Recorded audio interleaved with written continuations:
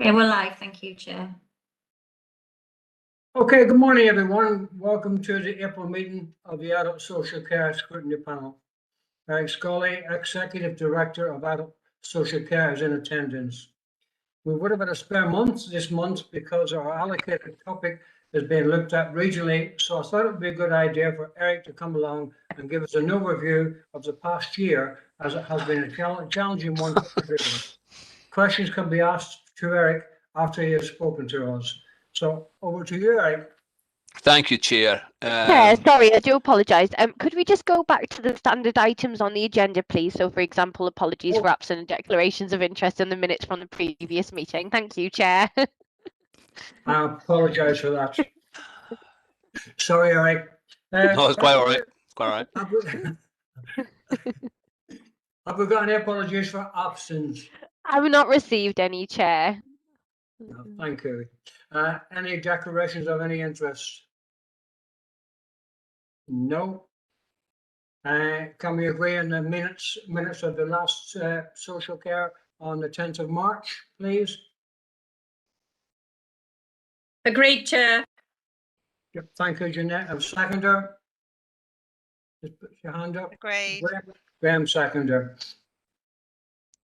Okay, Eric, at last, sorry, over to you. Okay, thank you, Chair. It's a question of where to start, really. I think I've been asked lots of questions in this summary in this setting over the years. Probably summarising the year that we're just sort of coming out of might be the hardest one, because it's been an absolutely unprecedented year, and I think I would start by saying a couple of things. I think at the start of the pandemic, when we were at the point of sending staff home, I think I put a video out to social care staff saying that I expected that it would turn out to be a defining year in people's professional careers, and I think it absolutely has been that. I'd also add the slightly, it's not pessimistic sounding, I think it's realistic sounding caveat that we're not out of this yet. So I think if I'm talking about a summary of the activity over the last year, I wouldn't want people to be thinking that we were absolutely out of the trees. And I know that as a local authority, obviously, that we have to balance our responsibilities around, not only social care, but also the impact on business, and we've got a broad range of considerations. I think although I absolutely acknowledge that corporate responsibility for all of the council's activity that I have as a director, I also, my focus primarily is the statutory DAS. So I'm interested primarily in adult social care, and that's what I'll talk about this morning. But we're not out from a DAS's perspective. We're not out of this yet. We're obviously still looking at other variants internationally. The vaccination program has been immense, but we will get into the business of looking at boosters, and we're not sure how effective all of the vaccines are against all of the variants that might emerge and whatnot. So we're still not out of the trees yet, and not everybody will be able to have a vaccine. Not all vulnerable people will be protected by the vaccine. So I need to say that from the beginning.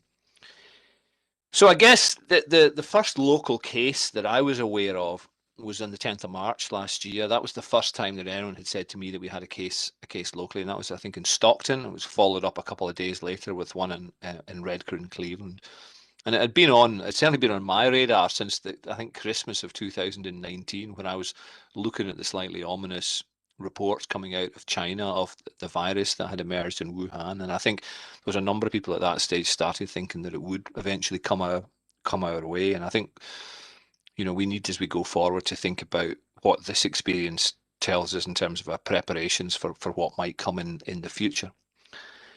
But looking at the year, I mean, it has absolutely been unprecedented, and it would be wrong of me to start anywhere other than saying our staff group has been immense, and I will always be grateful, and I am humbled by the efforts that our staff group have put in this year in terms of supporting the people of Middlesbrough. And that's not just adult social care, that's right across the council. But speaking within adult social care, I mean, like most local authorities, financial necessity has meant that we've pared back our structure over the years. So we don't have a huge amount of sort of resilience built into our structures.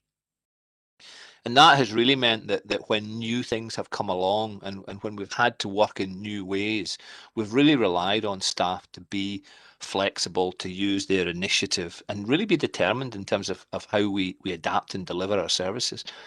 And it's been incredible. The flexibility, the determination, and the personal courage that I've seen from many of our staff has been awe-inspiring over the course of the year.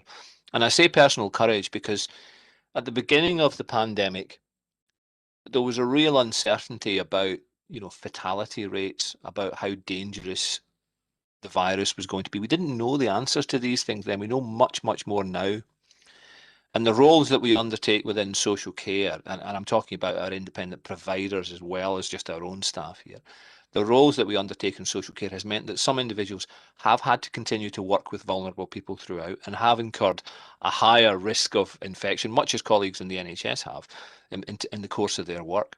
So there has been personal courage. A number of our staff have been ill. We, as a local authority, as an adult social care department, we haven't lost anyone this year. But we've had staff who've been quite ill as a consequence of it. So I wouldn't want to underplay the fact that staff have just gone on and done their jobs, even when there has been a raised kind of risk to their own health and an unknowable risk to their own health at times. We've had to do things really differently this year. We sent our staff are pretty well set up in terms of mobile working equipment within social care, but we dispersed our staff very quickly. And we had reservations about our ability to do that at such short notice, but it's worked really well, and we have found that staff have been able to support each other really well while we've been working remotely.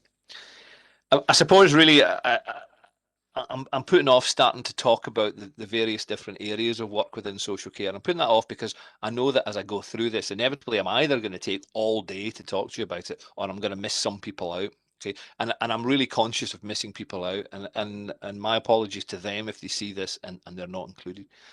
I would start with our care homes and with our work with care homes, and we've only got one residential unit that we kind of own and operate ourselves. The rest are contracted care homes.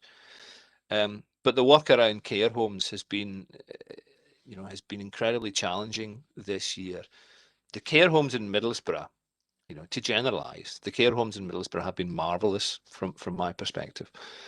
And I know, like in many areas, we've had an unprecedented number of deaths over the year in some of the care homes.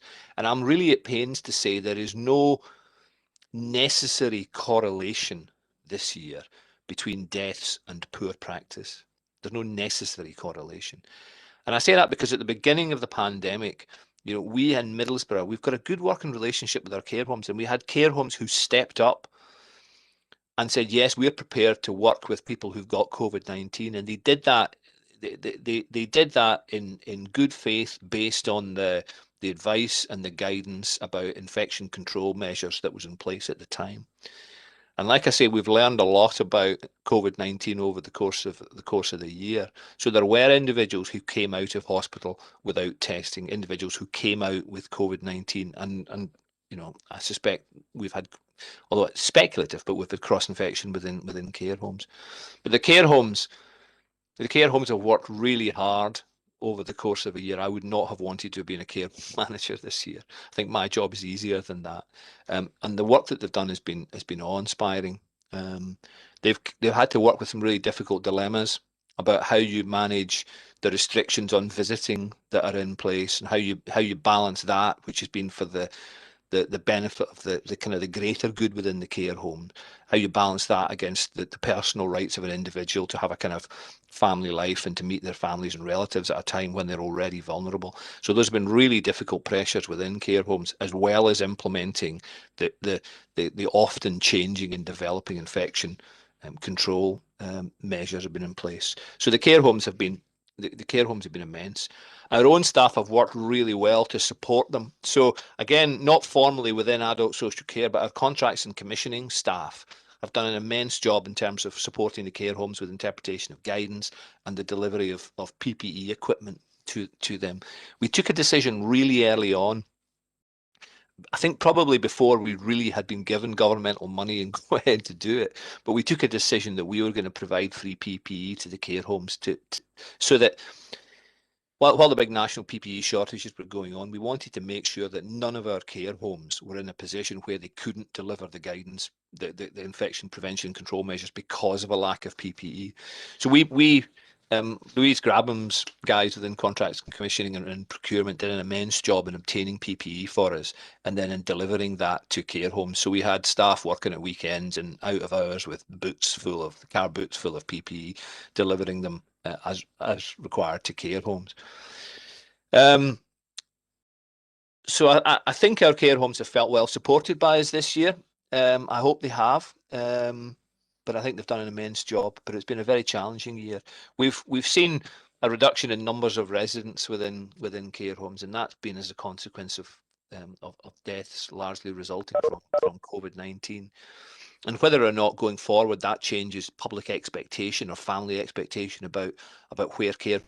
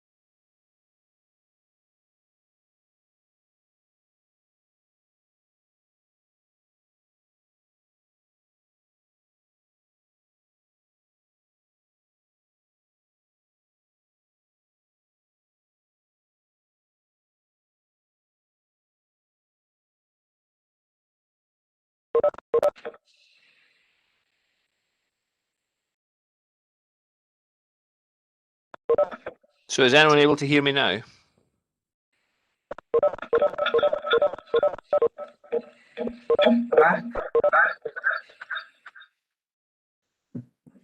Can you hear me, Chair? Sorry, can I interrupt you? I lost everyone there. I don't know if everybody else lost them. Yes. Yeah. Are we still live streaming, Michelle, or has that gone off? Sorry, I'm just trying to stop